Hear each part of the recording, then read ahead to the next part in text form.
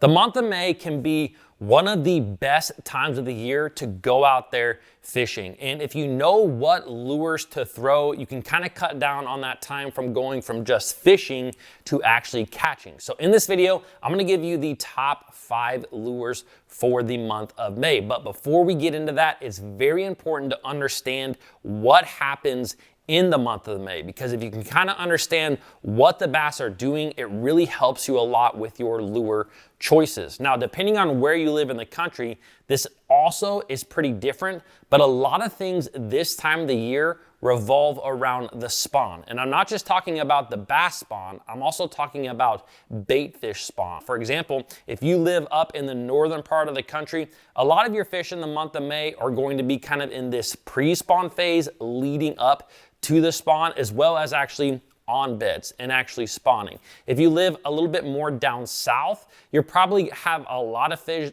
that are actually on beds and a lot of fish that are actually starting to move out offshore. I remember fishing a Bassmaster Open on Lake Chickamauga in the first part of May, where a lot of fish were already starting to push offshore. So no matter what it may be, there's a lot of things going on in the month of May. There's a lot of different lures that work, but these baits that I'm about to show you are my top 5 baits, starting with a topwater bait. By far, probably the #1 bait that I have with me during this month is some sort of topwater. Now, there's a number of different topwaters that will work. You really just kind of have to fit the topwater to the situation that you are fishing. For example, a lot of times in the month of May, you will see a shad spawn that is happening on a lot of lakes. If you have threadfin shad, if you have gizzard shad, the month of May is probably one of the biggest months for a shad spawn. Now, the shad spawn is something that is very visible with your own eyes. And this typically happens in low light conditions. So typically early in the morning, also late in the evening. It can be prolonged a little bit throughout the day by, overcast conditions, as well as muddy water. Now, the bass are really going to take advantage of the shad that are spawning. And one of the best baits to throw at them is some sort of topwater walking bait. I love the good old Strike King Sexy Dog. This is a fairly inexpensive bait, and I have caught so many fish on this bait. Now, I'm not saying this is the only one that will work. There's a ton of them out there. And typically during this time of the year, I do like some sort of shad colored pattern of some sort. So I'm going to locate these areas where the shad spawn is happening. Typically, I'm looking on the underside of dock floats. I'm looking at riprap banks.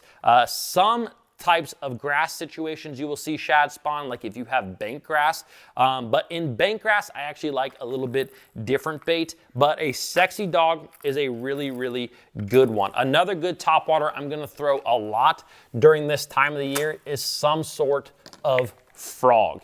And the reason that I'm gonna throw a frog a lot is that bass tend to be feeding just upwards come the month of May. That's why topwaters work really good. But one of the best things that I like to do with a frog is fish it around a bluegill bed. A lot of times the month of May is going to be the first time when the bluegills start to move up and they start spawning. And if you guys have ever seen this happens in ponds, this happens in big lakes, this happens in rivers. A bluegill spawn is one of the best ways to target some of the biggest bass in really shallow water. Now, bluegill are colonial spawners, meaning that they spawn in colonies. You will literally see what looks like honeycombs on the bottom of the lake, where it's a bunch of dots, and usually they spawn in less than about 5 foot of water. So most of the time you can see this with your eyes. You can obviously see this with your electronics as well. Maybe you're out there offshore fishing, you'll see a bluegill bed in 10 or 12 foot. But one of my favorite baits to throw is a frog around those bluegill beds. I also like to throw a popper style bait. So anytime I find those bluegill beds, I'm gonna throw this on the outside edge of those bluegill beds, or if there is some sort of piece of cover that is really close to this bluegill bed, maybe like a stump, maybe a little grass edge, maybe it's a dock that's really close, a bait like a frog is a great bait to skip up under that dock and catch that fish that is holding under that dock, waiting to go out and snag one of those bluegills. But a topwater, it is hard to beat in the month of May. You can catch fish in that pre-spawn, kind of that late pre-spawn phase, through the spawn, and definitely in the post spawn. Now, before we get to lure number 2, this video is brought to you by Fin Fishing Apparel. If you guys are looking for a way to protect yourself from the sun while you're out there fishing, I highly suggest picking up a sun shirt. Now, over at Fin Fishing, they have USA made sun shirts, one of the only ones made here in the US. Also, right now for the month of May, there's a package deal happening. You can get a USA made sun shirt and a duck hat, which is a waterproof, lightweight, very durable hat for $75. So all you gotta do, add the sun shirt to cart, add the duck hat to cart, and you will see that automatic discount at checkout. Shopping at Fin Fishing is truly one of the best ways to help support the Bass Fishing HQ channel, and I greatly appreciate all of you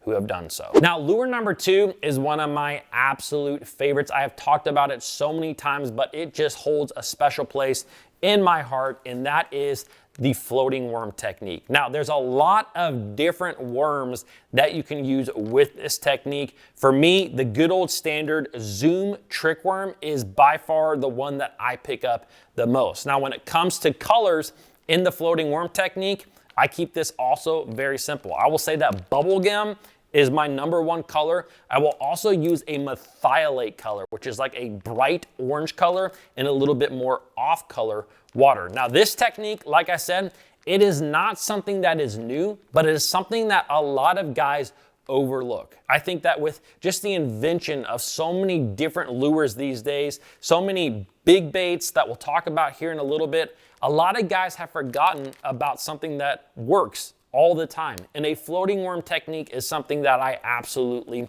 love to do. Now, the best thing about this, it's kind of like a topwater bait. It's a visual thing, something that you can see with your own eyes. I have caught them really well in ponds on a floating worm, in huge lakes, even in rivers, in northern fisheries, and in southern fisheries. It is such a good bait. And anytime I'm fishing in the month of May, this is one of my go-to shallow water baits. Now, one of the best things about a floating worm is that this is something that you can go behind other anglers and still catch a lot of fish behind them. I know that for a lot of us, we deal with really high pressured situations out there. There's a lot of guys out there fishing, which is great, but a lot of guys are thinking the exact same thing when they see certain situations, but not a lot of guys are still thinking about a floating worm. And I remember fishing a Bassmaster Open a number of years ago where I was actually able to go behind certain guys that were fishing, throw this floating worm behind them, and catch a lot of fish. Now, personally,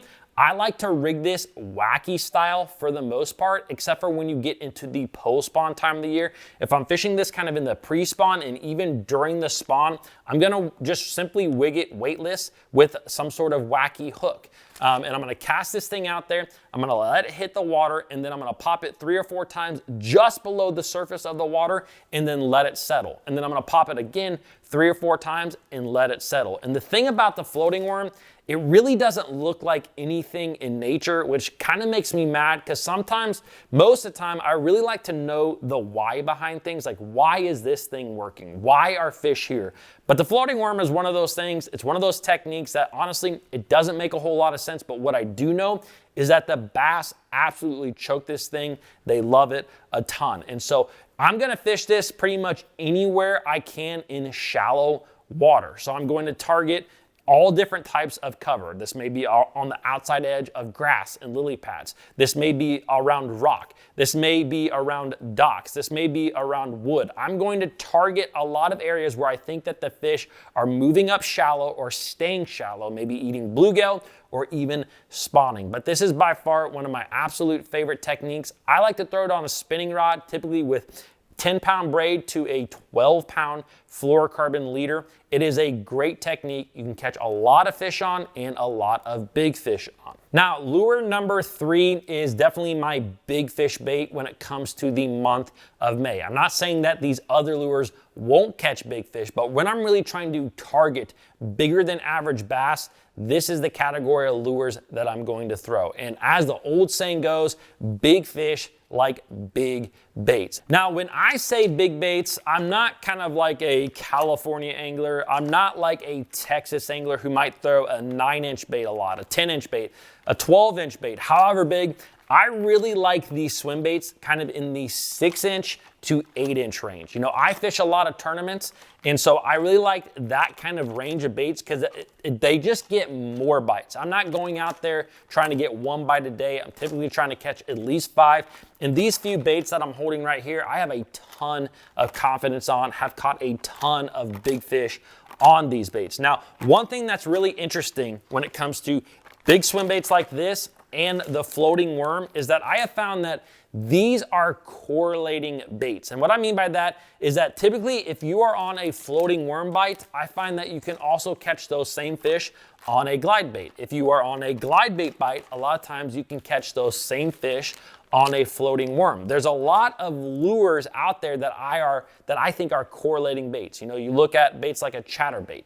A correlating bait to a chatterbait to me is a swim jig. A lot of times if there's a chatterbait bite going on, there's also a swim jig bite going on. And so I really like to throw a bigger swim bait anytime that I'm fishing a floating worm as well. This, to me, again, this is a way of targeting a little bit bigger fish. Now, if you've never gotten into glide baits or big swim baits, I really highly suggest a bait like the Spro KGB. This particular bait is on the cheaper side of a lot of baits that you will see out there on the market. I mean, there's a lot of glide baits that you can spend $100, $150, $200, $250, I mean, well into the $400, $500, $600 range.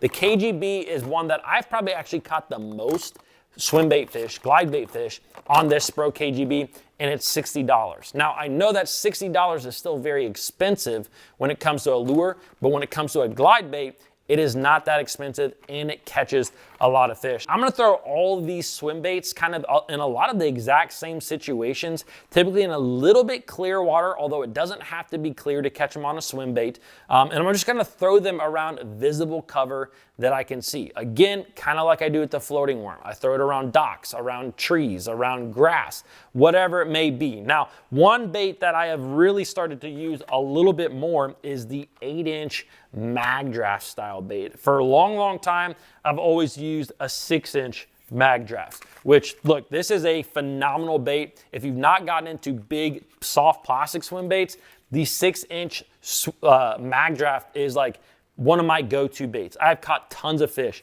but I have found that bass will eat the 8-inch a lot of times just as well as the 6-inch. But with the 8-inch, I feel like sometimes I am targeting a little bit bigger fish because although it's only 2 inches longer, I mean, if you look at this, it's probably twice as much plastic. And I am gonna throw these two baits on a little bit different tackle. The 6-inch is a little bit more like your typical jig rod, 7-foot, 3-inch. I'm gonna use 16-pound fluorocarbon.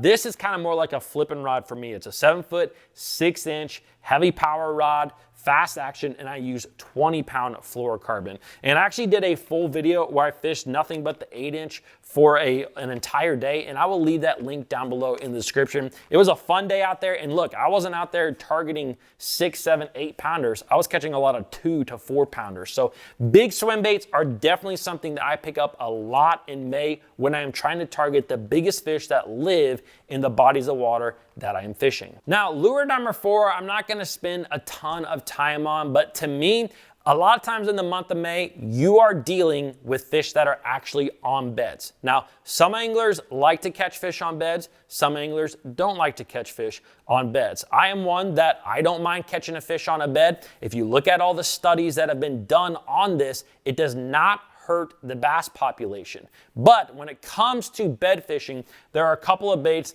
that I really, really like. Now, I will say that the one that I have used the most over the years is a good old Zoom Speed Crawl. This little bait, it's only about 3 inches long, has been probably my #1 bed fishing bait. I will throw it on a 1/4 ounce to 3/8 ounce weight, and it's just something that I can keep in the bed for a long, long time.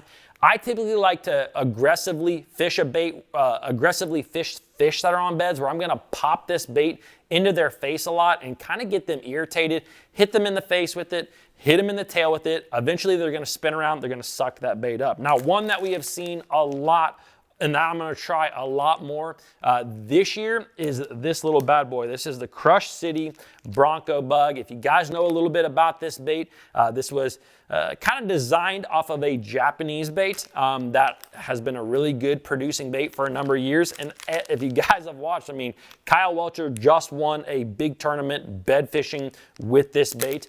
We've seen Jacob Wheeler use this bait and do really well in tournaments, just flipping and pitching it this year. So this bait, it has just a slightly bigger presence. I mean, if you look at it in comparison to the Speed Crawl, it's a little bit bigger bait.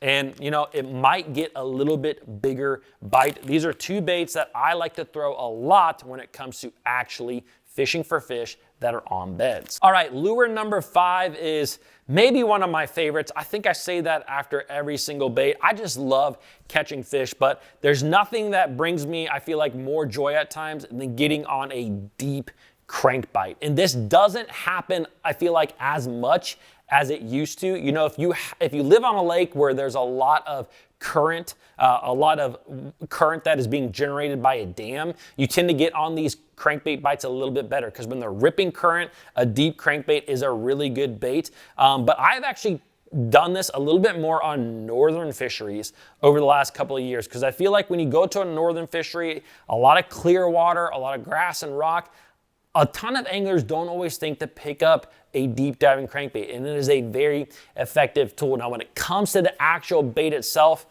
I keep my deep cranking really, really simple. I have always loved the Strike King 5XD, 6, and 6XD. Those baits are gonna run you from 15 foot of water to about 22 foot of water. And I like something that's really important here, probably the most important. Let me grab a couple of baits real quick. Right here, we have two baits. They are both 6XDs, but these are actually vastly different baits, although they look the exact same. They have the different color. And the big reason is that this bait in my hand over here has a lot of rattles in it. This bait over here, it's actually a silent bait. The little clicking that you're hearing is actually the hooks just hitting the bait. Silent baits versus rattling baits is the biggest thing that I've noticed when it comes to deep cranking that can either help you to catch fish or not catch fish. Now, in the month of May, I will say that I probably almost always start out with the one that rattles a lot. When you have a lot of these fish that are moving to offshore structure, they tend to be a little bit more aggressive when they first get there. And so using a bigger rattling bait tends to get a lot more bites. Now, if you are fishing one specific area for a long time, maybe you're catching a lot of fish and they stop biting, that is when you want to pick up a silent bait. This is something that we heard Kevin Van Dam talk about so many times over the years, but until you really experience it, it may shock you at just how effective it is, where you can truly get an entire school biting again by simply picking up a silent bait. I was fishing a local tournament here in Ohio just a few years ago, and I pulled up to this one spot. I was throwing the rattling bait, and I actually caught like one fish, and I thought that these fish were completely done, but I could see them with the use of my forward-facing sonar. I could see that there was fish up there. I happened to have both of these baits rigged up. I picked this bait up, and I'm telling you, for the next 25, 30 minutes, it was one after another, catching them on the silent bait. So that just shows you how impactful the silent bait can be over a rattling bait. So guys, I hope that you enjoyed this video. If you want to watch me actually using that 8-inch swim bait all day, I'm going to leave a link for a video right here. Also, don't forget to check out the fin gear, which I'll leave linked right here. I will see you guys in the next one.